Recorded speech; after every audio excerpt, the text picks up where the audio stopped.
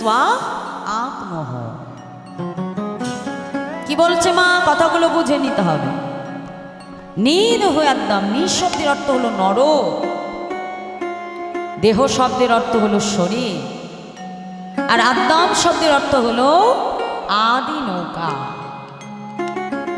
অর্থাৎ এই নৌকারূপী যে দেহটা আমরা পেয়েছি মা, শাস্ত্র বলছে এই দেহটা একই সঙ্গে সুলভ আবার একই সঙ্গে দুর্লভ। তাহলে আগে আমাদেরকে একটু জানতে হবে মা, সুলভ কাকে বলে আর দুর্লভ কাকে বলে, তাই তো? সুলভ কি মা? না যে বস্তুটা অতি সহজে আমরা পাই। যেমন বাজারে যদি আমরা 1 কিলো আলু কিনতে যাই, কত দাম নেবে মা বলো দেখি? হ্যাঁ, 10 টাকা। আচ্ছা, আমি একটু বেশি ধরলাম, আমি ভালো আলু 25 টাকাই ধরলাম কিলো, তাই না মা? 25 টাকা কিলো 1 কিলো আলু। আর যদি আমি 1 কিলো সোনা কিনতে যাই, বলো ও আর আজকাল ভাবা লাগবে না, হরি বল। তা মায়েরা, আলুটা হলো সুলভ বস্তু। কেন না প্রত্যেক বছর মাঠে ফলন হয়, চাষি প্রত্যেক বছর ফলন করে, আমরা প্রত্যেক বছর পাই, তাই তো? বছর বছর আলুর ফলন হয়। কিন্তু সোনাটা কি প্রতি বছর বছর মাঠে ফলে, গাছে ফলে? ফলে না। ভগবান যা সৃষ্টি করে রেখেছে বাবা সেটাই, তাই না?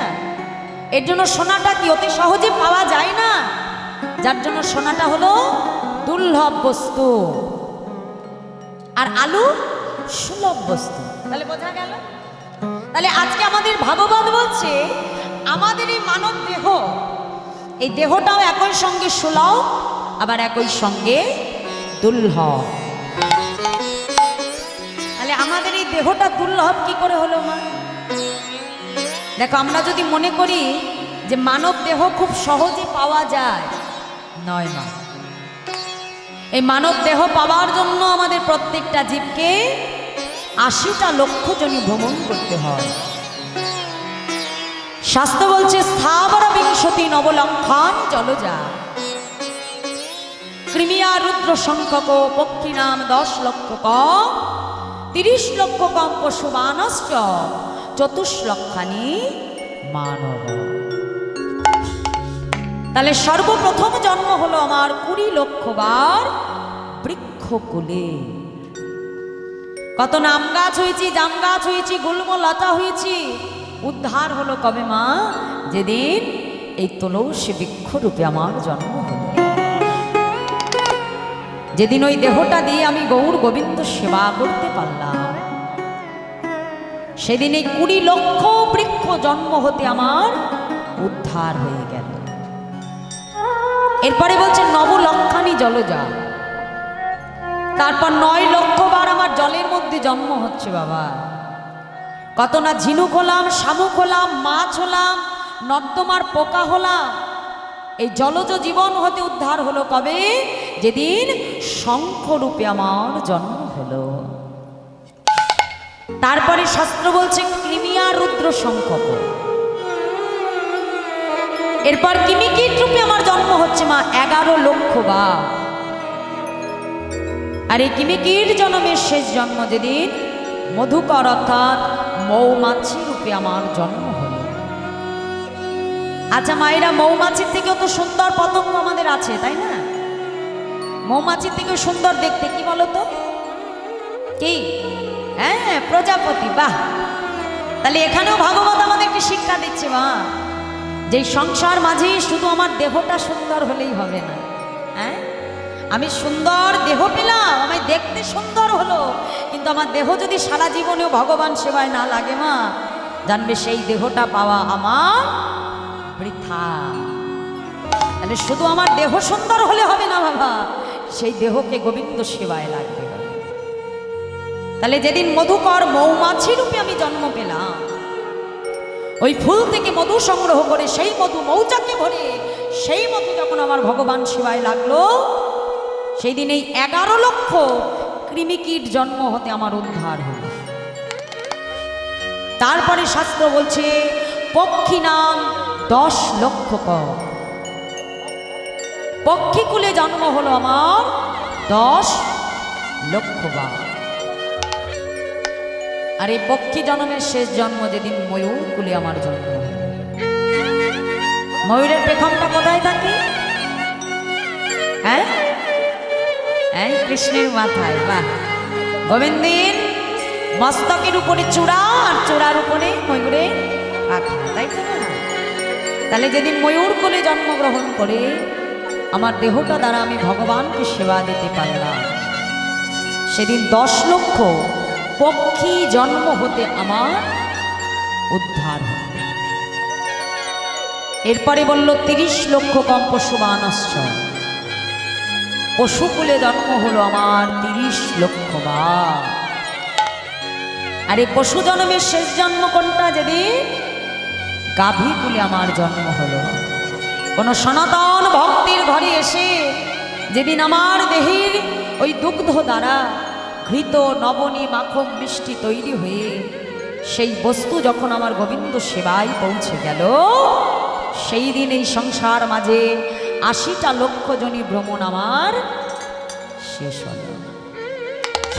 আমরা যদি মনে করি মা মানব দেহ পাওয়া খুব সহজ, অতি সহজেই দেহটা পাওয়া যায়, এটা আমাদের ভুল ধারণা। মা দেবে এখনকার দিনে আমাদের ঘরের বেশিরভাগ ছেলে মেয়ের ধারণা বাবা যে জীবন আমার একটাই জীবন, পেয়েছি যখন ভালো খাবো, ভালো পড়বো, ঘুরবো, আনন্দ করে জীবনটা কাটাবো। কি বাবা, তাই না?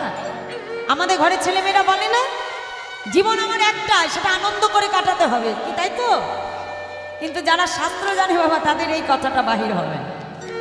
জীবন তোমার একটা নয়, ওই দেহটা পাবার জন্য তোমাকে তার পূর্বে 80 লক্ষ জনী ভ্রমণ করতে হয়েছে, অর্থাৎ 80 লক্ষ বার তোমার দেহের জন্ম হয়েছে, আর 80 লক্ষ বার তোমার দেহের মৃত্যু হয়েছে। তাহলে দেহটা সহজে পাওয়া যায় কি করে? না, এই দেহ পাওয়া এত সহজ নয় মা।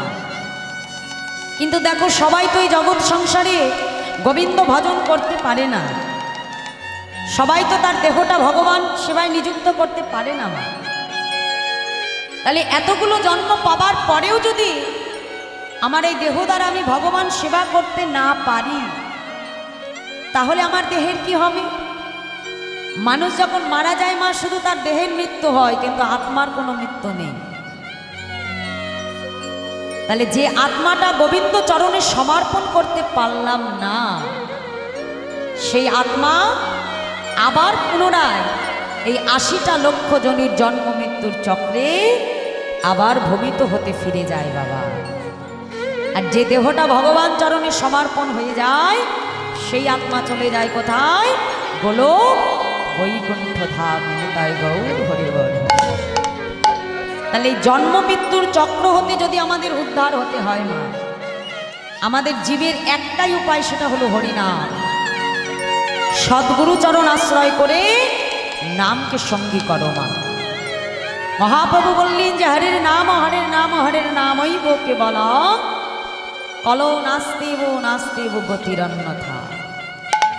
এই নাম ছাড়া আমাদের জীবের কোনো গতি নাই, গতি নাই, গতি নাই।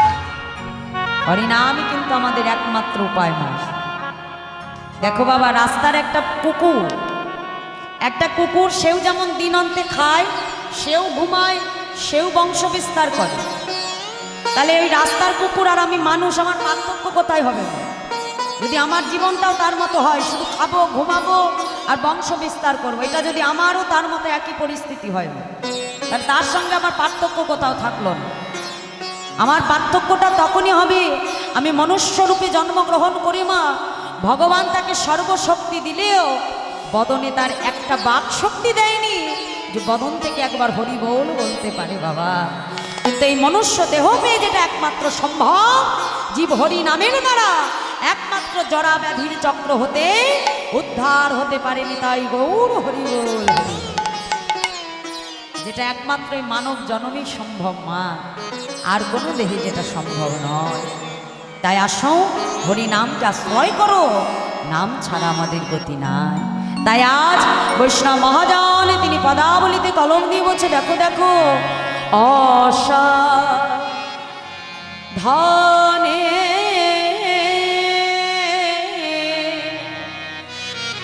চিন্তামণি আমার বিধি মি